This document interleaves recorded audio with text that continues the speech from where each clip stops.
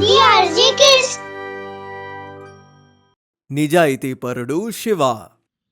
లక్ష్మణ్పూర్ అనే ఒక ఊర్లో శివ వాళ్ళమ్మతోటి నివసిస్తున్నాడు. గ్రామంలోనే వాళ్ల కుటుంబమే పేద కుటుంబం.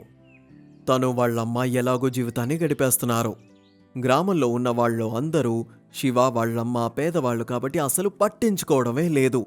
గ్రామంలో ఉన్న వాళ్ళందరూ ఒక బావి నుంచి నీళ్లు తోడుకోవడానికి వస్తారు. అక్కడికి శివ కానీ వాళ్ళమ్మ కానీ వెళ్తే అసలు తిట్టి అక్కడి నుంచి పంపించేసేవాళ్ళు. వాళ్ళమ్మగారు శాంతి గ్రామంలోనే ఉన్న కొంత పెద్దవాళ్ల ఇళ్లల్లో ఇంటి పని చేస్తూ ఉండేది. ఇలాగే జీవితాన్ని గడుపుతున్నారు. కానీ శాంతిని శివాని గ్రామంలో ఉన్న ఎవ్వరూ పట్టించుకోవట్లేదు. అసలు తిడుతూ ఉంటారు. పాపం ఒకరోజు ఎంతో బాధపడి శివ వాళ్ళమ్మని అడుగుతున్నాడు. అమ్మా, ఇందులో మన తప్పేముంది? మనం ఎప్పుడు ఎవరికి ఏ చోటు చేయలేదు కదా, ఎందుకని అందరూ మనతో ఇలా ప్రవర్తిస్తున్నారు? మన అందరితోనూ బాగానే ఉంటాం. నానా, నువ్వెందుకని దిగులు పడుతున్నావు? నేనున్నాను కదా, చూస్తూ ఉండు. ఒకరోజు ఇదే గ్రామస్తులు మనం చూడ్డానికి లైన్లో నిలబడతారు. నేనీరోజు కష్టపడి అంత సంపాదించలేకపోతున్నాను, అందుకే మనం ఇలా ఉన్నాం. కానీ చూస్తూ ఉండు, ఏదో రోజు మనకంటూ ఒక గుర్తింపు వస్తోంది. శాంతి నిజంగా చాలా మంచివారు. అదేవిధంగా ఎంతో నిజాయితీగా వాళ్ళబ్బాయిని పెంచారు. తను ఎప్పుడూ ఎవ్వర్నీ మోసం చేయడు. నిజానికి ఇదే మంచి విషయం. ఒకరోజు రాత్రి పెద్ద తుఫానొచ్చింది. శాంతి ఇంట్లోకి నీళ్లు పూర్తిగా వచ్చేయడం వల్ల వాళ్ళు ఇంట్లో ఉండలేక కొన్ని వస్తువులు తీసుకొని శివాతో పాటు పక్కూర్లోనే ఉన్న వాళ్ళ అన్నయ్య ఇంటికెళ్తున్నారు. అన్నా, తలుపు తెరవండి.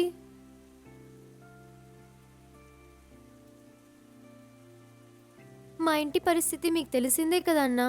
మట్టితో కట్టింది. వాన పడిందంటే మేము ఇంట్లో ఉండలేము. ఈ తుఫాను పోయేంతవరకు మమ్మల్ని ఇక్కడ ఉండనిస్తే బాగుంటుంది. ఇలా చూడు, నువ్వు ఇక్కడ ఉండడానికి వీల్లేదు. నా భార్యకి తెలిస్తే కోప్పడుతుంది. మీ ఇంటికే పోయి ఉండు. అలానే చెప్పి శాంతి వాళ్ళన్న మొహం మీదే తలుపు వేసేస్తున్నాడు. శాంతి శివ వాన్లో తడుచుకుంటూ ఇంటికి తిరిగి వస్తున్నారు. వాళ్ళ ఇల్లు పడిపోతుందేమో అన్న భయంతో రాత్రంతా అసలు ఇద్దరు మేల్కొనే ఉన్నారు. తెల్లారిపోయింది, వర్షము ఆగిపోయింది. ఇలా వాన పడుతూ ఉండడం వల్ల శాంతికి ఎక్కడా పని దొరకలేదు. ఇదేలాగా ఎన్నో రోజులు గడిచిపోయాయి. అప్పుడు ఒకరోజు శివ వాళ్ళమ్మతో అంటున్నాడు, మా పక్కూర్లో ఏదో మార్కెట్ వేశారంట, నేను అక్కడికి వెళ్ళొచ్చా? ఎందుకంటే అక్కడ ఏమైనా పని దొరుకుతుందో ఏమో. నేను ఇప్పుడు బయలుదేరి వెళ్ళనా అమ్మా? సరే నాన్న, కానీ జాగ్రత్తగా వెళ్ళిరా. దేవుడు నీకు సహాయం చేస్తారు. ఖచ్చితంగా నీకు మంచి పని దొరుకుతుంది. శివ బజారుకి పని కోసం వెతుక్కుంటూ వచ్చాడు. అక్కడ చుట్టుపక్కనున్న గ్రామాల నుంచి పట్నం నుంచి ఎంతో మంది వచ్చారు. అదేవిధంగా పెద్ద పెద్ద బళ్లలో వస్తున్నారు. శివాకప్పుడు అక్కడ చెన్నా అమ్మే పని దొరికింది. తను అలా పాట పాడుతూ చెన్నా అమ్ముతూ ఉన్నాడు. చెన్నా తినండి, చెన్నా, నా రుచికరమైన చెన్నా తినండి. తింటే మైమరచిపోతారు. చెన్నా తీసుకోండి, చెన్నా. ఆ సమయంలో అక్కడికొక పెద్ద బండి వచ్చి ఆగింది. అందులోంచి ఒక ఆయన కిందకి దిగారు. ఆయనతోటి తన కూతురు కూడా ఉంది. ఆ పిల్ల చెప్తోంది, నాన్న, నాకు చెన్నా తినాలని ఉంది. ఖచ్చితంగా నాయనా, నీకది కొనిస్తానులేరా. వాళ్ళిద్దరూ అప్పుడు శివ దగ్గరికొచ్చి చెన్నా కొనుక్కుంటున్నారు. చోటు, ఈ బఠానీ ఎంత? సార్, నా పేరు చోటు కాదు, శివ. 10కి ఒక ప్యాకెట్ ఇస్తాను. సరేలే, ఒక ప్యాకెట్ ఇవ్వు.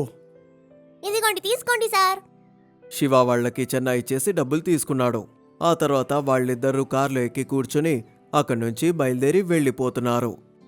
అప్పుడు హఠాత్తుగా శివ కింద చూస్తే ఒక పర్స్ కనబడింది.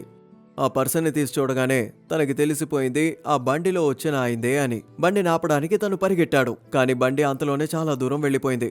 శివ అక్కడి నుంచి అరుస్తూనే ఉన్నాడు, ఇదిగో చూడండి సార్, ఆగండి, మీ పర్సు పడిపోయింది. అరెరే, ఇప్పుడు ఏం చేయాలి? అలా అని అనుకుని తను ఇంకొక దారిలో పరిగెడుతున్నాడు. ఎందుకంటే ఆ దారిలో తను కాస్త త్వరగా ముందుకు వెళ్ళగలుగుతాడు. ఆ దారిని దాటుకుని ఎలాగో రోడ్డు మీదకి వచ్చేశాడు. అప్పుడొచ్చి చూసేసరికి ఆ కారు తన ముందు వెళ్తూ ఉంది. ఆ కారుని ఆపడం కోసం దాని ముందు వెళ్ళి నిలబడి చేయి చూపించాడు.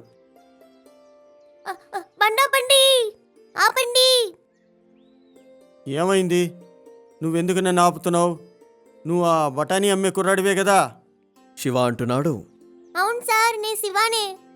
చాలాసేపటి నుంచి పిలుస్తున్నాను, మీరు అసలు వినటం లేదు. అందుకనే పక్క దారిలో నుంచి పరిగెత్తుకుంటూ వచ్చాను. కానీ ఎందుకు నన్ను ఆపుతున్నావు? శివ తన చేతిలో ఉన్న పర్సుని ఆయనకిచ్చేసి ఏమంటున్నాడు అంటే, సార్, మీ పర్సు పడిపోయింది. దీన్ని తెరిచి చూసేసరికి మీ ఫోటో ఉనింది. అందుకనే ఇది ఇద్దామని నేను గట్టిగా అరిచాను, కానీ మీరు బండ్లో కూర్చొని బయలుదేరిపోయారు. పరిగెట్టుకుంటూ ఇవ్వడానికి ఇక్కడ దాకా వచ్చాను. ఆయన పర్సుని శివ దగ్గర నుంచి తీసుకున్నారు. ఆ తర్వాత తెరిచి చూశారు. అందులో చాలా డబ్బు ఉంది. అప్పుడు శివతో అంటున్నారు. నువ్వెందుకు ఈ పర్సు తిరిగిచ్చావు? దీంట్లో చాలా డబ్బులున్నాయి కదా. నువ్వు నెలంతా కష్టపడినా కూడా ఇంత సంపాదించలేవు. కావాలంటే మొత్తం డబ్బులు నువ్వు తీసుకుని ఉండొచ్చు కదా. కానీ ఎందుకలా నువ్వు చేయలేదు? సార్, ఇవి మీ డబ్బులు. మీ డబ్బుల్ని నేనేలా తీసుకుంటాను? నేను పేదవాడినే గాని దొంగనైతే అసలు కాదు.